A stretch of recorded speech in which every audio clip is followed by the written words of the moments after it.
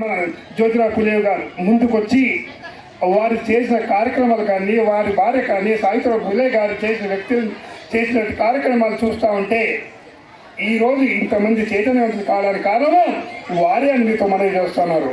కాబట్టి మనం ఈరోజు విగ్రహాలు ఆవిష్కరించాం. ఆ విగ్రహం ఆవిష్కరించడమే కాదు, వారి యొక్క ఆశయాలను కూడా మనం ముందుకు తీసుకునే బాధ్యత మన మీద ఉందని మనం చేస్తున్నాను. చాలామంది విగ్రహాలు పెడతాం, వాళ్ళతో మర్చిపోతాం, సంవత్సరం కానీ మళ్ళీ ఆ రోజు ఆ సంవత్సరంలో జయంతో వర్ధంతో చేస్తూ ఉంటాం. కానీ నేను ముఖ్యంగా వారి యొక్క ఆత్మ శాంతి కలగాలంటే, నిజమైన నివాళులు ఇవ్వాలంటే వారి యొక్క ఆలోచన విధానాన్ని మనం ముందుకు తీసుకెళ్ళినప్పుడే అవుతుందని మీకు మనం చూస్తున్నాను.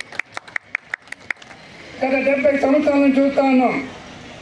ఇప్పుడు చెప్పారు ముదిరాల జనాభా.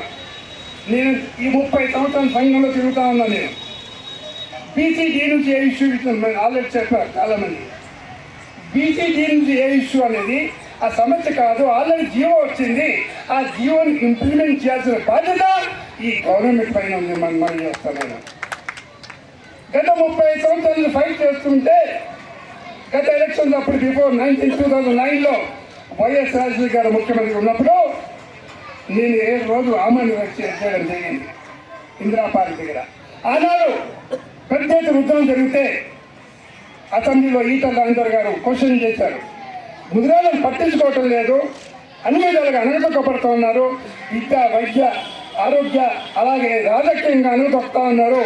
అక్కడ నిరాదరణ చేస్తూ మీరు ఏం చేస్తున్నారంటే రాజశేఖర్ గౌరవనీయులు రాజశేఖర్ ఆ రోజు చెప్పారు, రాజేందర్ నేను చేస్తాను తప్పకుండా అప్రాపరేట్ టైం వర్క్షాప్ చేస్తానని చెప్పి ఆయన జియో 15 ఇవ్వడం జరిగిందని మనం చేస్తున్నాను. ఇది కాంగ్రెస్ గవర్నమెంట్ వైఎస్ రాజశేఖర్ గారు ఇచ్చారు. ఇది వాస్తవం. ఇది ఆ తర్వాత 4-5 మంత్స్ మనం ఎంజాయ్మెంట్ చేశాం, సర్టిఫికెట్ తీసుకున్నాం, ఉద్యోగాలు చేద్దాం.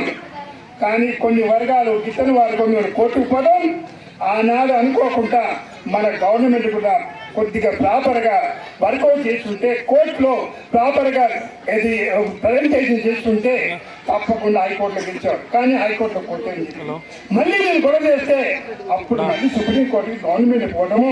ఆ తర్వాత మన ముద్రా సంఘాల నుంచి కూడా ఇంప్లీట్ కావడం జరిగింది. 12 సంవత్సరాలు కూడా సుప్రీంకోర్టు అడిగింది. వాస్తవంగా ముద్రాలు ఏ గ్రూప్లో సెట్ అవుతారా లేదా, వాళ్ళకి ఇచ్చిన జీవో కరెక్టా కాదా, మీరు ఒక రిపోర్ట్ సబ్మిట్ చేయండి. వారి యొక్క జీవన విధానం కానివ్వండి, వాళ్ళు బతికే విధానం కానివ్వండి, వారి యొక్క జీవిత చరిత్ర